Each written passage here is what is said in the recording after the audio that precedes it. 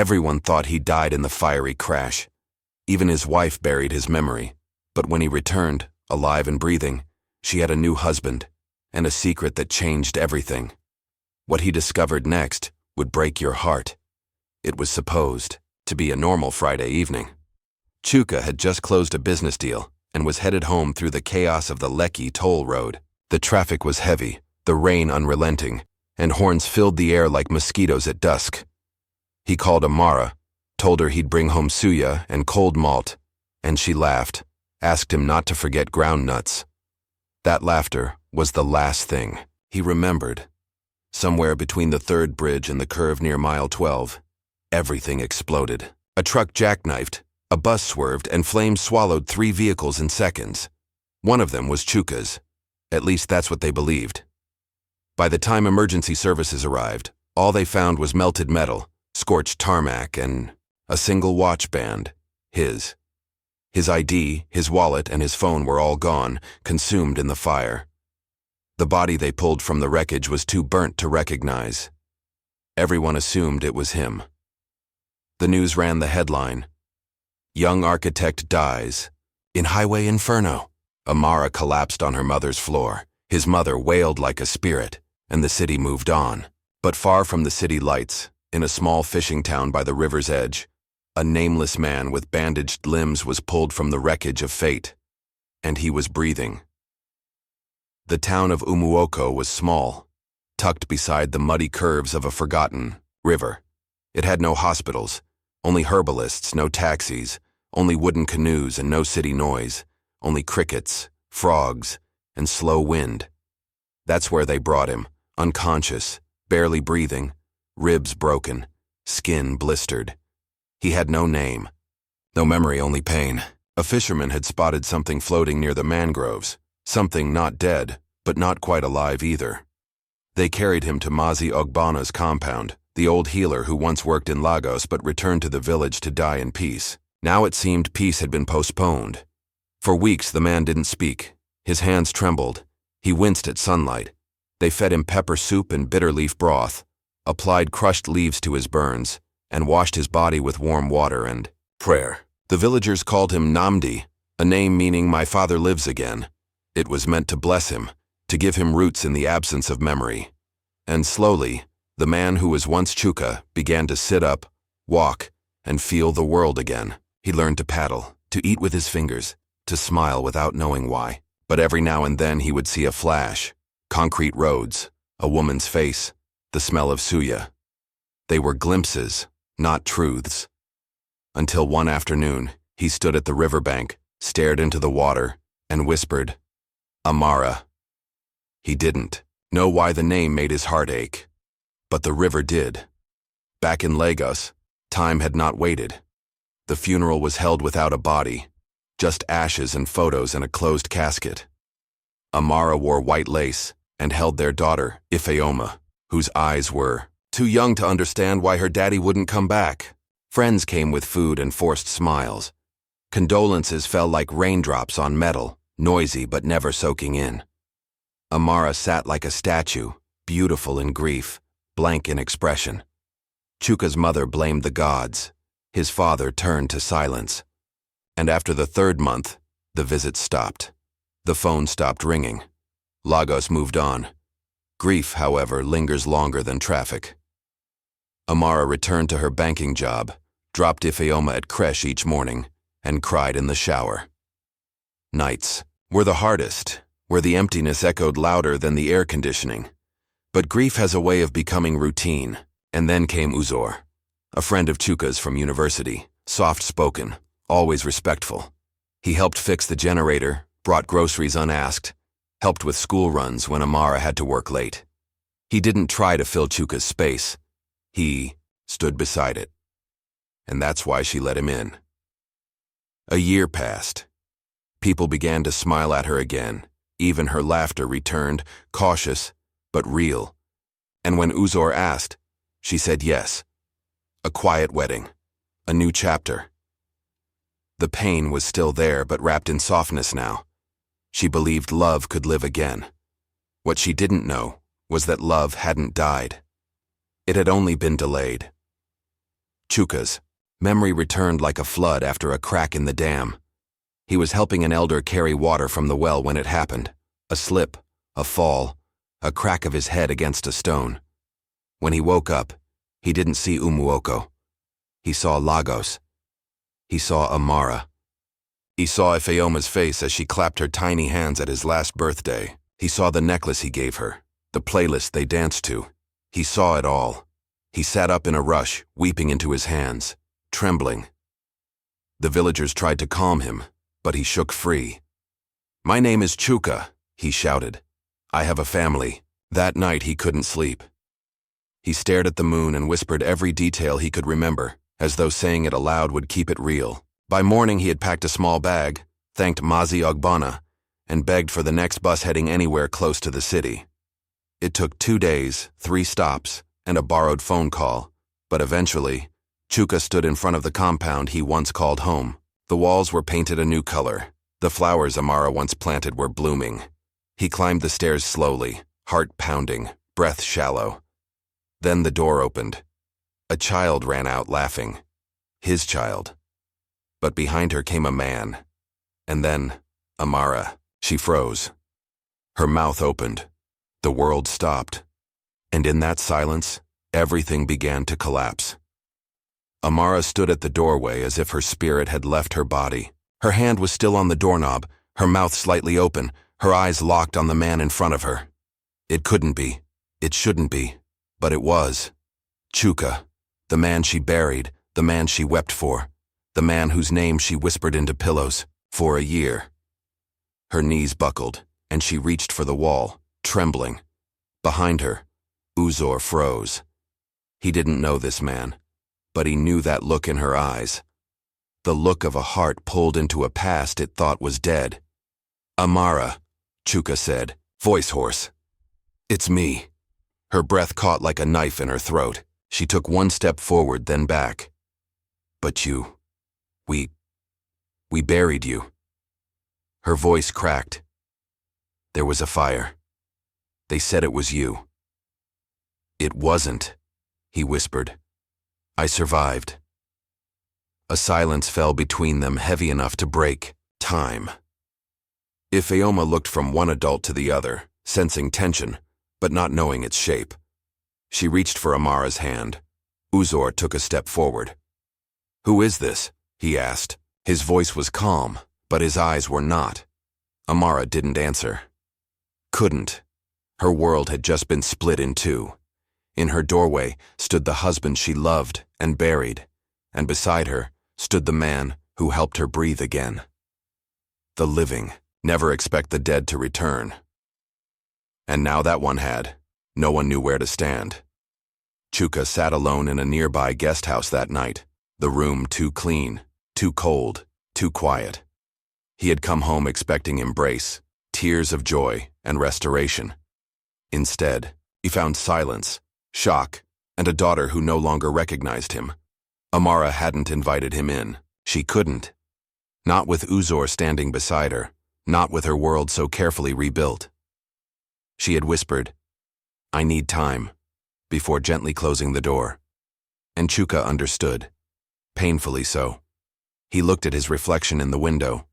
Beard, rough, eyes sunken, skin darker from months under sun and struggle.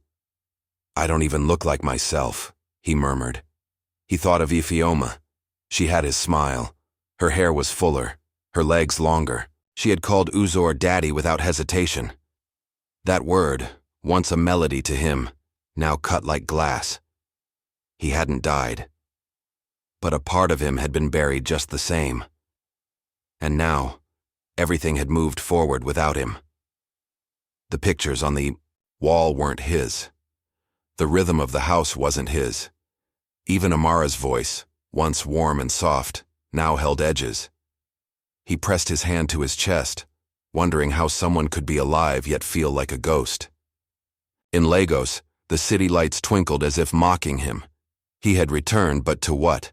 A life that no longer waited, a love that had learned to forget, and a name that might no longer be his to carry.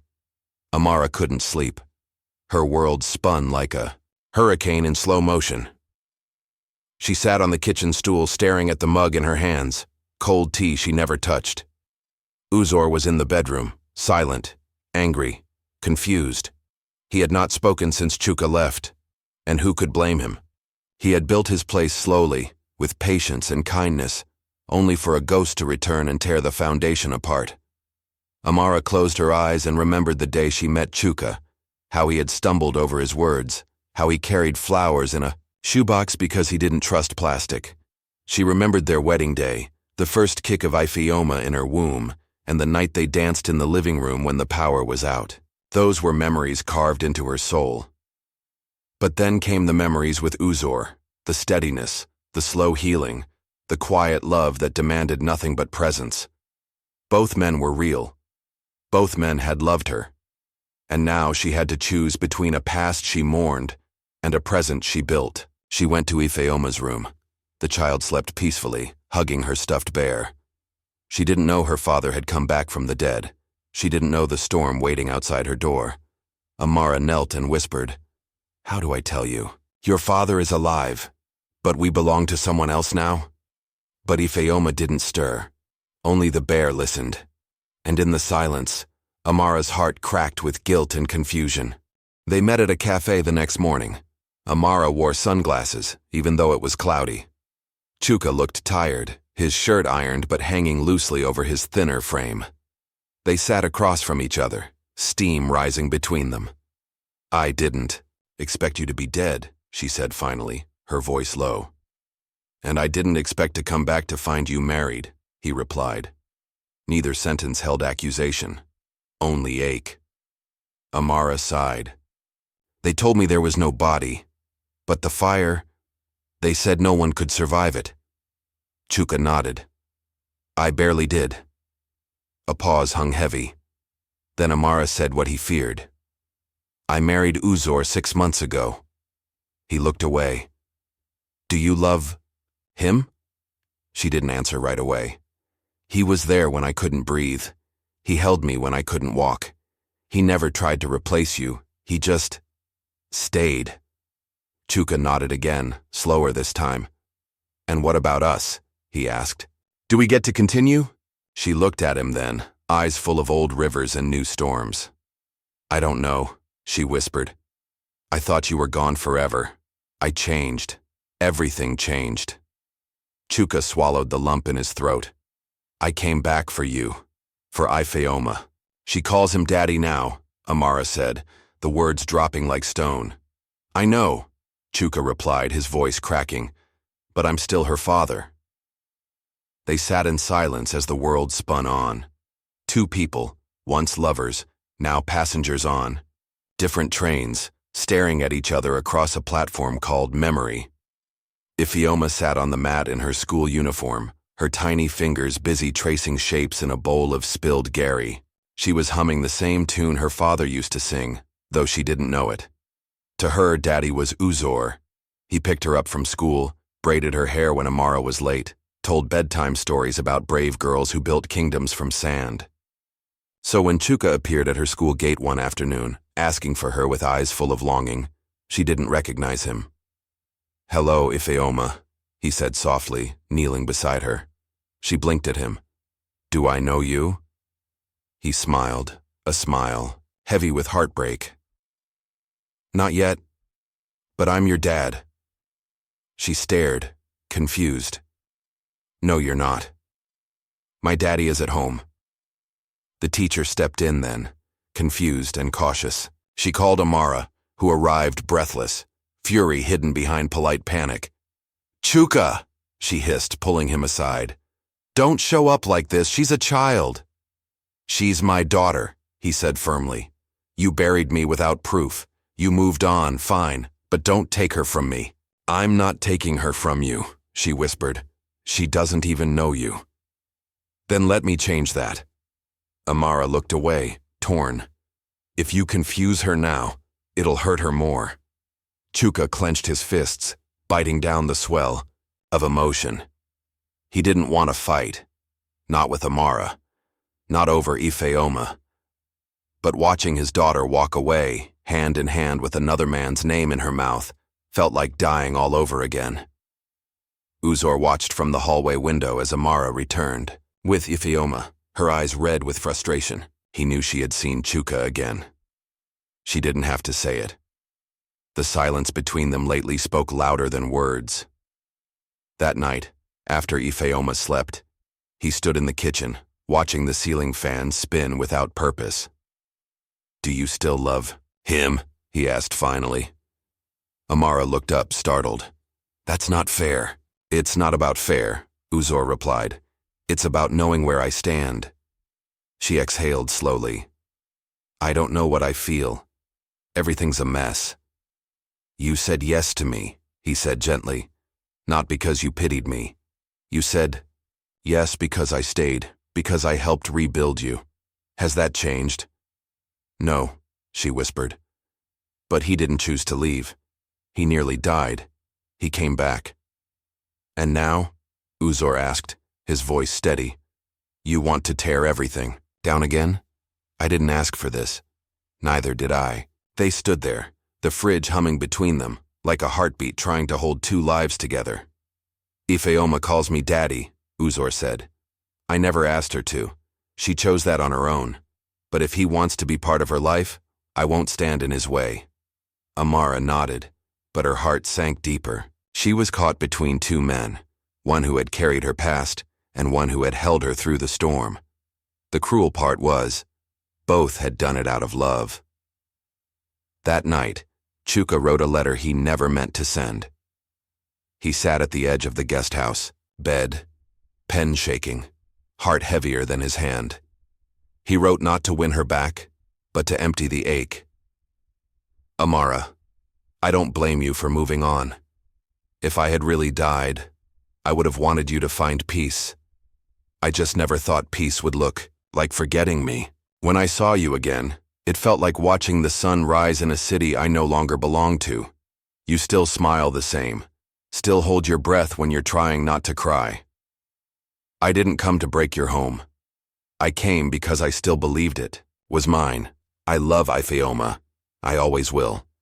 She doesn't know me, but I see myself in her laugh. Please don't shut the door forever.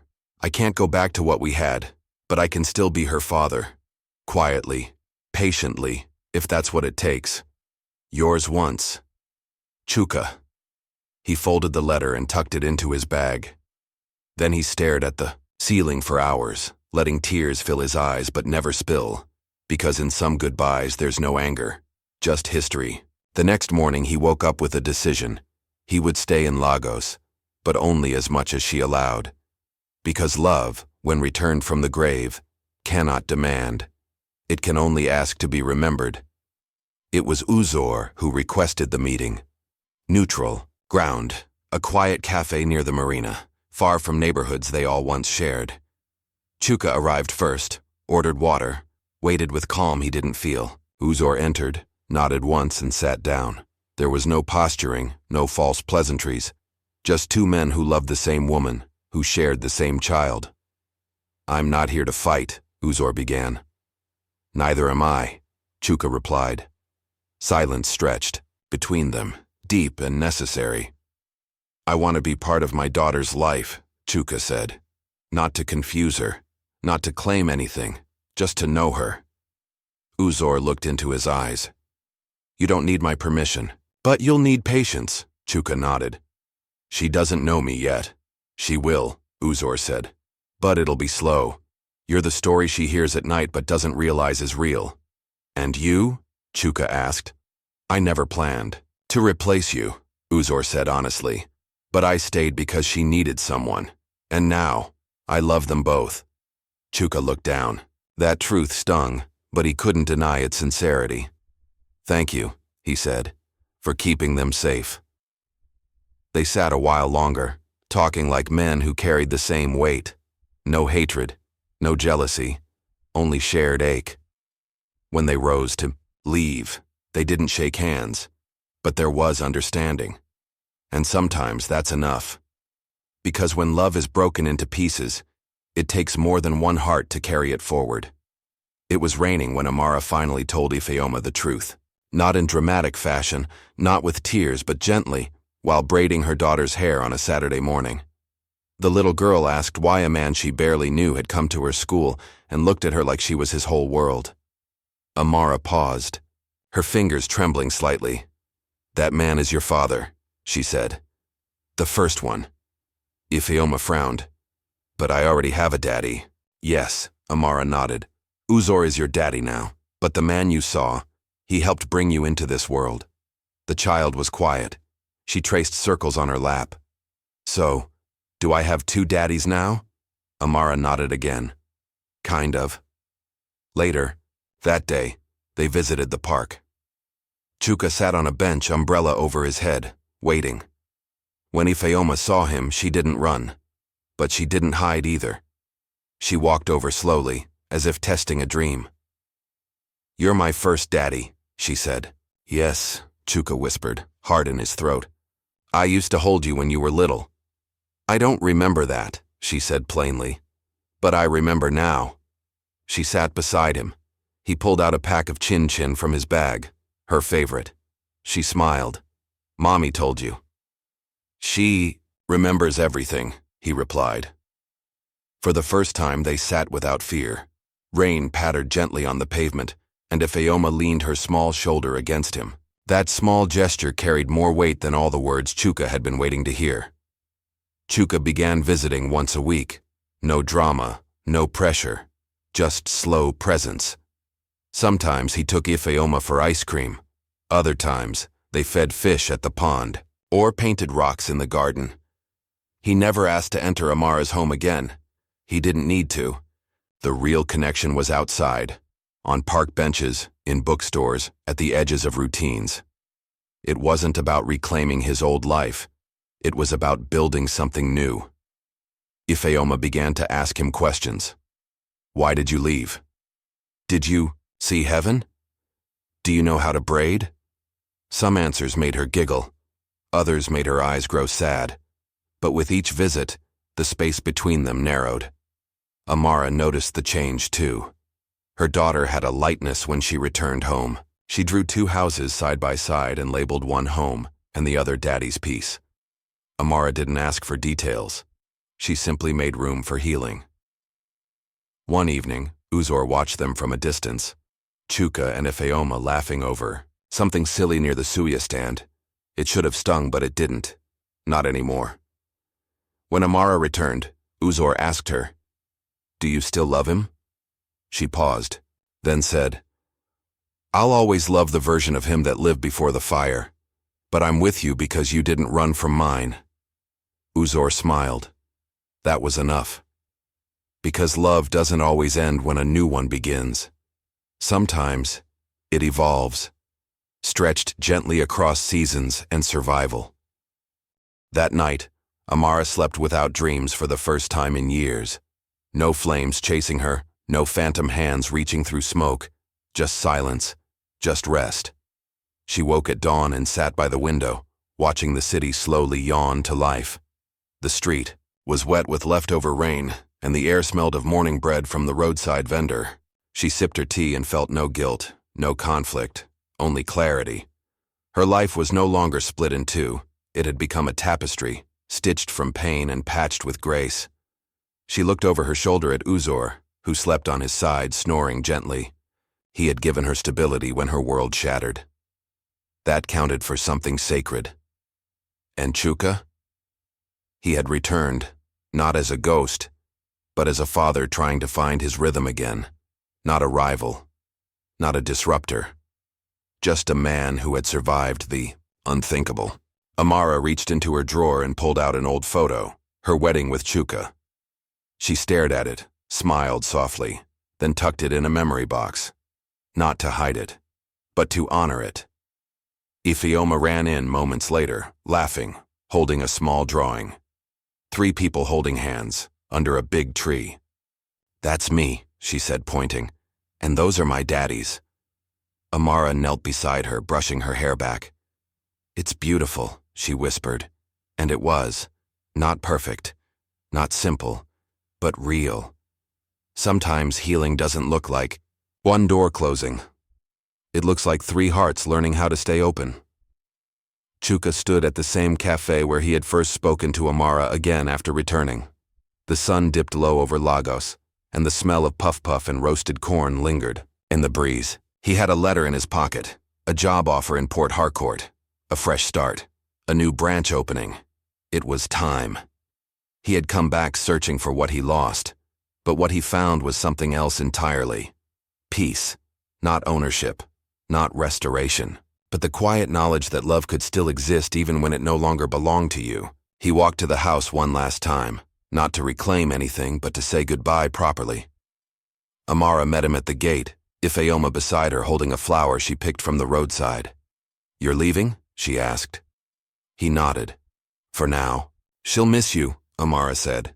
"I know," he replied, "but I'll visit. I'll never disappear again." He knelt and hugged his daughter tight. "You're brave, you know," he whispered. "You gave me back my name." She smiled. "Will you write me letters?"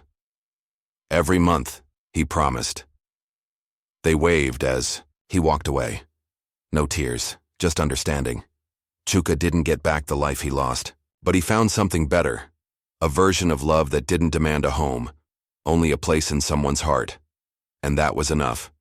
Because sometimes survival isn't about reclaiming the past, it's about finding your place in a future that made room for you again. Amara didn't expect the first letter to arrive so soon, but there it was, neatly folded, with her name written in Chuka's old handwriting. Inside wasn't a plea or regret, just a thank you, for raising Ifeoma with love, for choosing peace, for surviving grief, and turning it into something gentle. The second letter came a month later, addressed to Ifeoma. In it, Chuka described a river he visited in Port Harcourt, how the fishermen reminded him of simpler days, and how he found comfort in building again. He included a sketch of a tree. A symbol, he said, reminded him of her, small but steady, rooted but growing. Each month a new letter arrived. Ifeoma started marking them on her wall, calling it her daddy calendar. Amara read them aloud at night, her voice a bridge between past and present. She didn't reply often, but she always wrote "received" on the envelope and sent it back. It was their way, unspoken, respectful, enduring. One Sunday morning while folding laundry, Amara realized something startling. She was happy, not torn, not haunted, just present. Chuka's absence no longer felt like a wound. It had become something else, a quiet companion that lived in letters and laughter in the way Ifeoma hummed when she read. Love, she learned, didn't always need proximity. Sometimes, it just needed permission to evolve. Years later, during a neighborhood gathering, a new couple asked Amara a simple question. "Were you ever married before Uzor?" She paused, smiled gently, and said, "Yes, once." The woman leaned in curiously. "Do you still think about him?" Amara looked across the garden where Ifeoma and Uzor were setting up chairs. "Sometimes," she answered truthfully. "He was a good man, brave, kind, full of dreams. He didn't leave me. I just found myself in a different chapter when he returned." The woman nodded as if understanding a story without hearing the whole. What Amara didn't say was this. She still kept Chuka's last letter in her drawer, the one where he wrote, "If one day I am only a name in her mind and a smile in your memory, that's enough. I came back to life not to reclaim, but to remind you both that love never dies. It just changes shape." That letter never faded. It became part of Amara's rhythm, and when things got hard, she would reread those lines like a prayer, because she knew now, some people come back not to stay, but to awaken something that never really left. And Chuka had done just that. Ifeoma grew up surrounded by love. She didn't call Chuka ghost or missing. She called him my first dad. At her graduation, she stood in front of her classmates and told the story of a man who died and came back to life.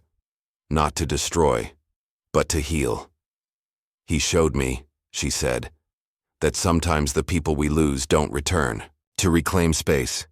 They return to remind us who we are." The hall went quiet. Her voice didn't tremble. She continued, "I have two fathers. One who built my world. One who protected it. Both taught me love.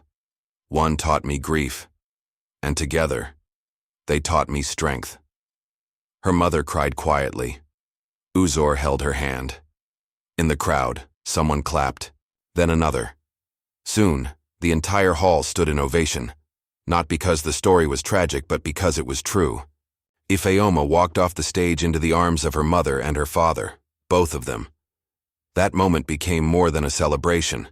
It became a testimony, a reminder that loss doesn't mean erasure, and presence doesn't always need permanence. She had inherited not one legacy, but two, and she carried both with pride. On the anniversary of the crash, the one that changed everything, Chuka stood at the edge of the ocean, letting the tide wash over his ankles. He didn't visit Lagos anymore. He didn't need to. The past no longer pulled. It simply whispered. He carried no bitterness, no hunger for what could have been, only peace for what was. In his hand was a letter, not to send, but to release. He folded it tight and tossed it into the water. The tide carried it, and he smiled. Somewhere he imagined the sea would deliver it to the wind, and the wind would carry it home. In Lagos, Amara stood at her balcony, the same one where she used to cry. She looked up as a breeze passed over her. She didn't know why, but she smiled. Downstairs, Uzor called her name. Inside, Ifeoma laughed at something on TV. Life moved on, but now it carried every version of her heart. The man who died and came back did not reclaim his life.